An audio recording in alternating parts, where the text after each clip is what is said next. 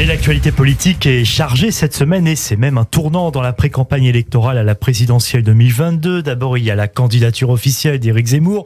Un meeting dimanche aura lieu au parc des expositions de Villepinte. On attend 19 000 personnes. Et puis aujourd'hui, on va aussi savoir dans la journée, plus précisément dans l'après-midi, qui sont les deux finalistes de la primaire des Républicains. Le deuxième tour qui se déroule à partir de demain et samedi. En principe, dans l'après-midi, aux alentours peut-être de 14h30, on connaîtra le nom du candidat ou de la candidate de la droite à la prochaine présidentielle en avril prochain. Pour parler de cette actualité politique chargée, évidemment, il s'imposait. Christophe Barbier, bonjour. Bonjour Christophe, bonjour à tous. Rebonjour même. Alors d'abord, parlons d'Éric Zemmour.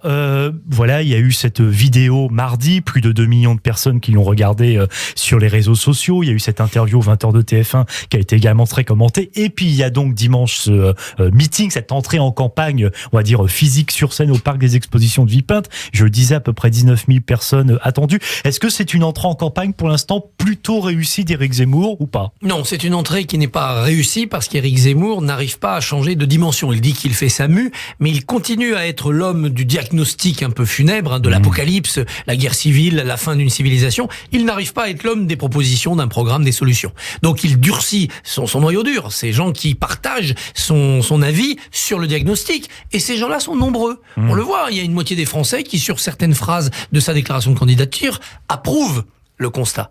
Mais c'est pas ça une présidentielle.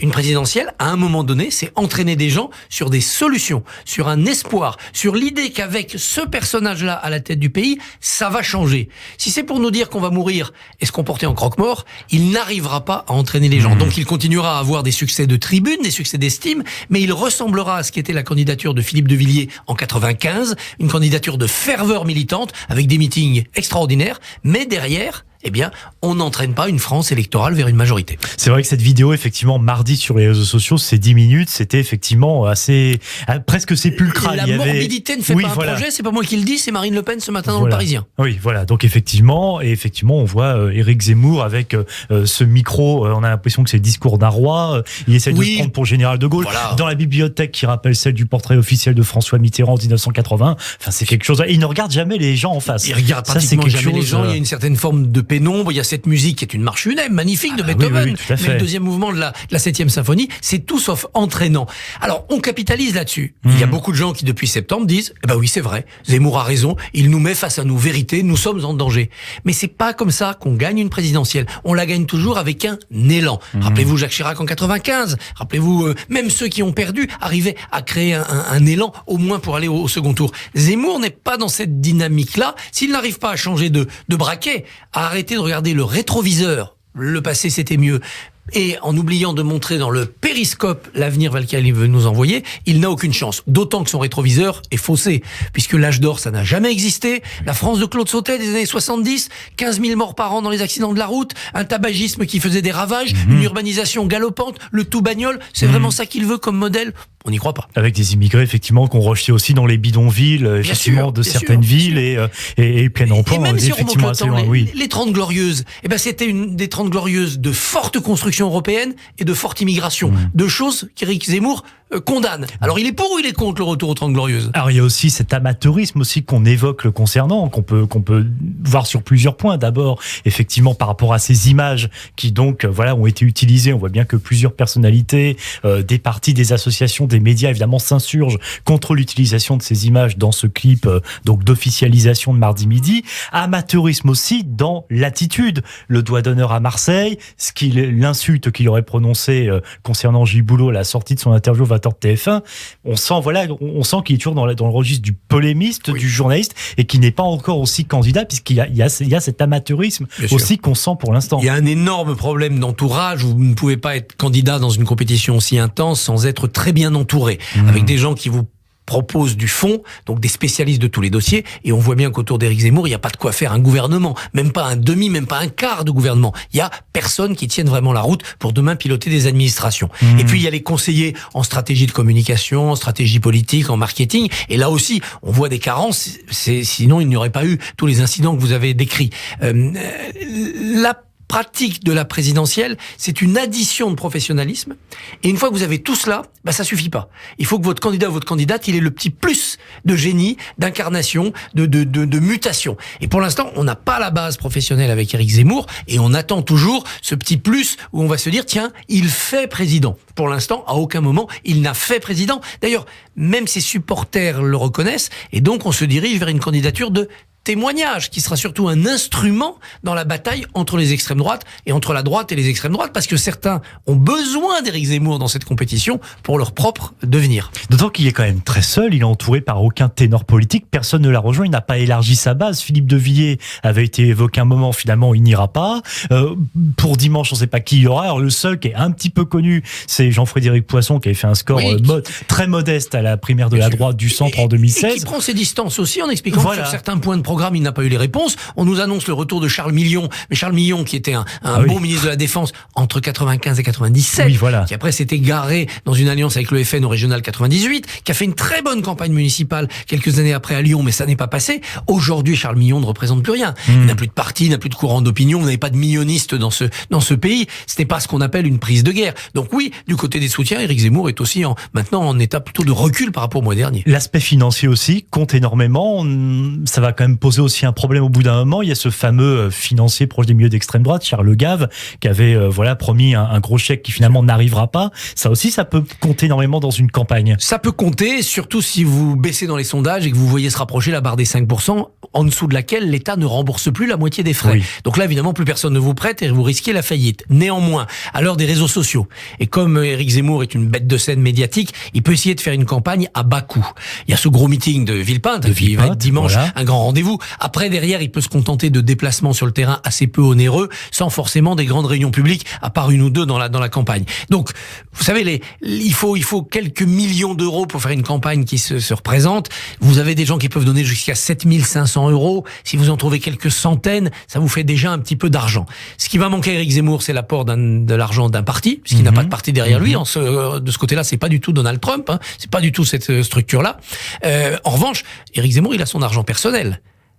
La loi ne lui interdit pas d'investir son argent personnel, par exemple tous ses droits d'auteur, dans la campagne présidentielle. Mais a-t-il envie de flamber pour cette aventure-là ? À lui de répondre. Est-ce que d'après vous, il y aura ces 500 signatures ? Je pense qu'il ne peut pas les avoir par lui-même, pas d'appareil militant sur le terrain pour aller toquer aux portes.